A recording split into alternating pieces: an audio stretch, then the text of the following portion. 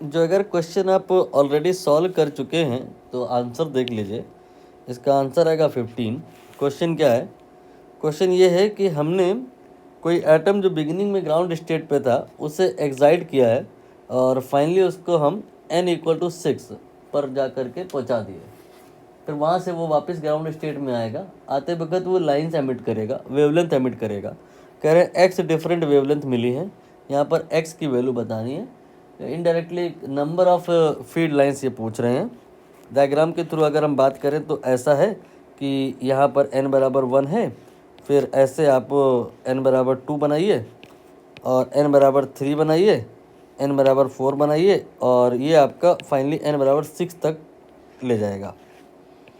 आपने इतना एनर्जी दिया कि इलेक्ट्रॉन यहाँ से यहाँ आ गया।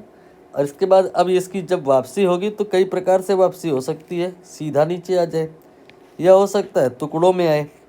यहाँ पर 6 से 5 पे आया, फिर ये 5 से 4 पे आ जाए, फिर 4 से 3 पे आ जाए। लाइन लग रहा है एक कम हो गई।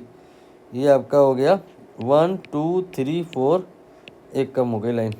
यहाँ पर ये हो गया n=6। ये हो सकता है डायरेक्ट आ जाए 6 से 1 पे, या हो सकता है ये टुकड़ों में आए। पहले 6 से 5 पे आए, फिर 5 से 4 पे आए। इतना ही थोड़ी ना केवल तरीका हो सकता है, और भी तो तरीका हो सकता है कि हो सकता है ये 6 से क्या कहते हैं 4 पे आए, फिर 4 से सीधा आ जाए।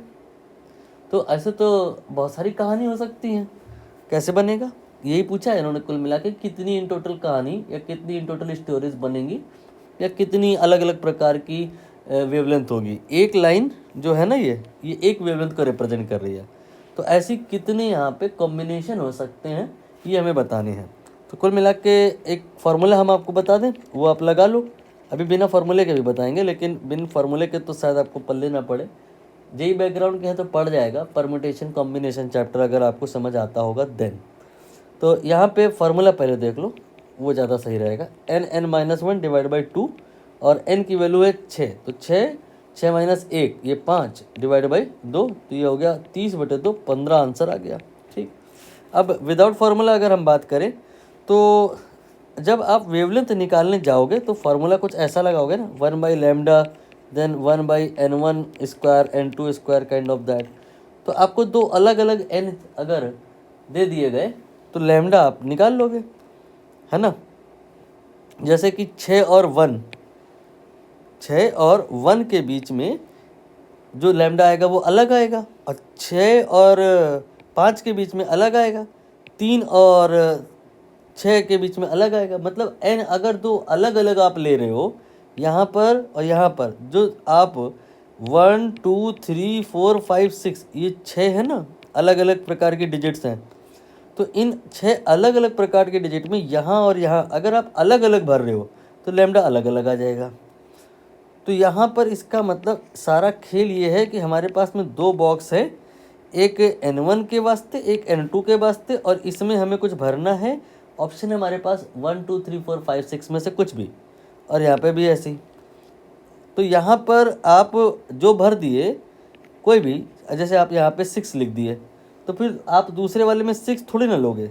यहाँ पर आप क्या लोगे, 5 ले सकते हो, 4 ले सकते हो, 3 ले सकते हो। तो how many choices in first box we have in total 6 choice, but in second a choice has been reduced because जो आपने पहले बॉक्स में भर दिया दूसरे में नहीं भर सकते। तो ये हो जाएगा 6 × 5 टोटल 30 बन के आए, लेकिन 30 नहीं होगा 15 होगा। क्यों? क्योंकि जो आपका लैम्डा इसमें एक्चुअली डबल इंक्लूडेड है, आपको चाहिए हाफ। ये जो आपने 6 × 5 = 30 निकाला है, इसमें 6 और 1 और 6 दोनों इंक्लूडेड है। जबकि आप चाहे n = 6 से 1 नीचे आने वाले के लिए वेवलेंथ निकालो, चाहे 1 से 6 जाने वाले के लिए वेवलेंथ निकालो, बात बराबर ही रहेगी। वेवलेंथ जो लैम्डा आएगा वो है मैग्नीट्यूड। तो चाहे 6 और 1 ले लें और चाहे 1 और 6 ले लें, दोनों आएगा एक। और यहाँ पे 30 में 6 और 1 और 6 को इसने अलग अलग काउंट कर लिया है। तो जो आंसर आया है यहाँ 30, ये डबल आ गया है, क्योंकि इसने 6 और 1 और 6 को अलग अलग काउंट कर लिया है। जबकि लैम्डा निकालते समय आप चाहे 6 और 1 लो, चाहे 1 और 6 लो, गलती से पलट भी जाए तो आप आखिरी में मैग्नीट्यूड निकाल लोगे। इसलिए आंसर यहाँ पे जो होगा 30 नहीं होगा। 30 में आपके जो कॉम्बिनेशन है वो ट्वाइस है। यहाँ पर जो यूनिक कॉम्बिनेशन होंगे ये बिकॉज ऑफ मैग्नीट्यूड 15 ही होंगे। ये लेकिन कहानी इतनी आसानी से समझ में नहीं आती है, इसीलिए फार्मूला अवेलेबल है।